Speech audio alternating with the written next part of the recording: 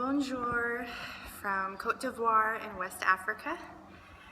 We as a team have been serving in the city of Abidjan with one other team from our squad of 50. We are living in a villa together.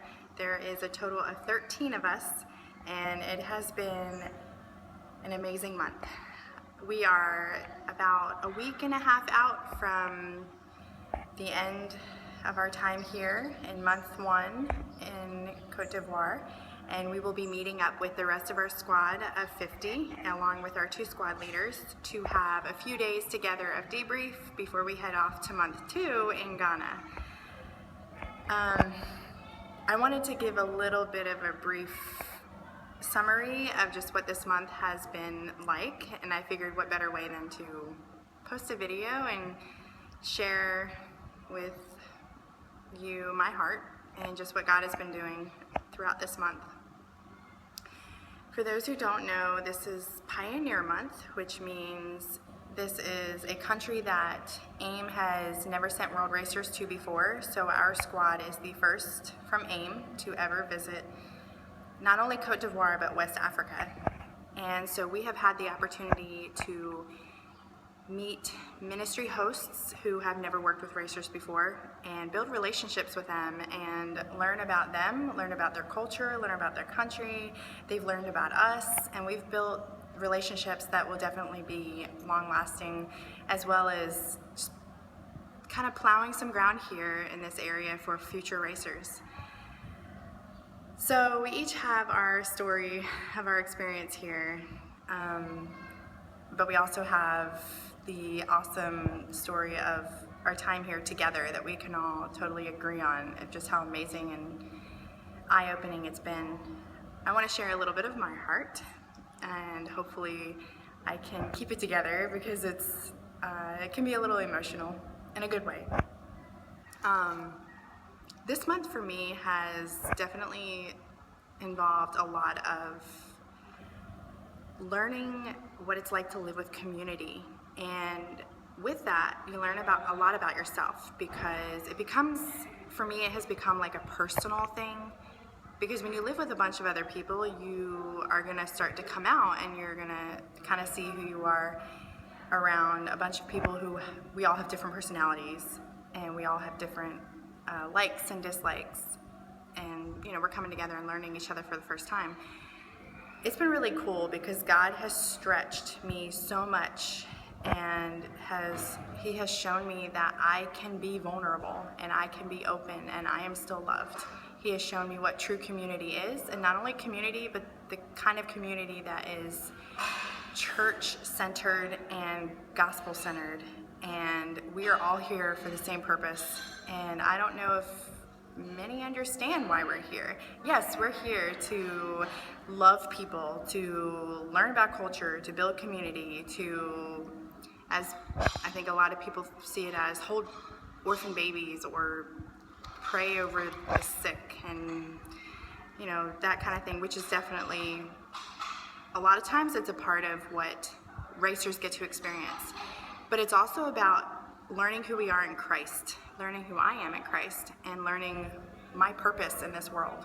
And I just happen to have the opportunity to be able to do that overseas, and to be able to do that in situations that became super uncomfortable because of language barriers, or just all around not speaking the same language, and having moments of just struggling with even it being translated right, and just growing through that. And I think this month has been a lot of learning my patience and things, learning much more than anything else, flexibility.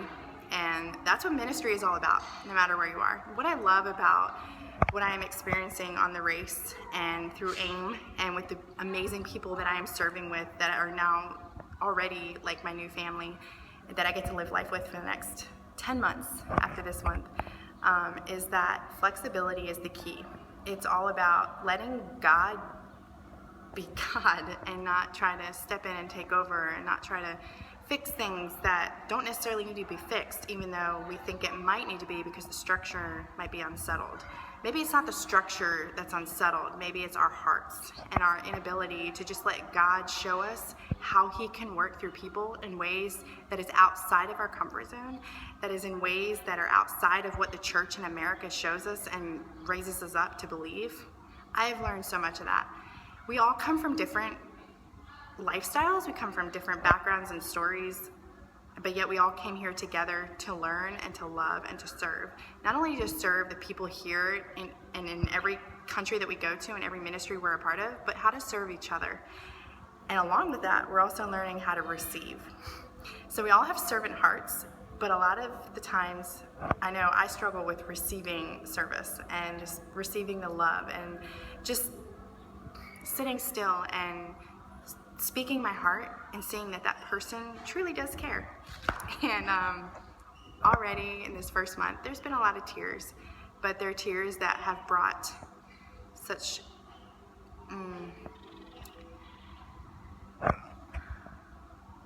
they're not empty tears. They're ones that are coming forth because I'm being filled up. They are pouring out of me because I'm being poured into, if that makes sense. So this month we've had the opportunity to do a lot of evangelism on the streets.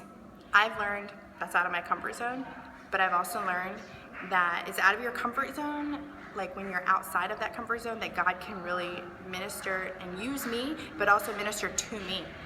And I'm seeing that. I'm recognizing that. I also know that I have prayed for God to break my heart for what breaks his, and that's happening. He's doing that already, and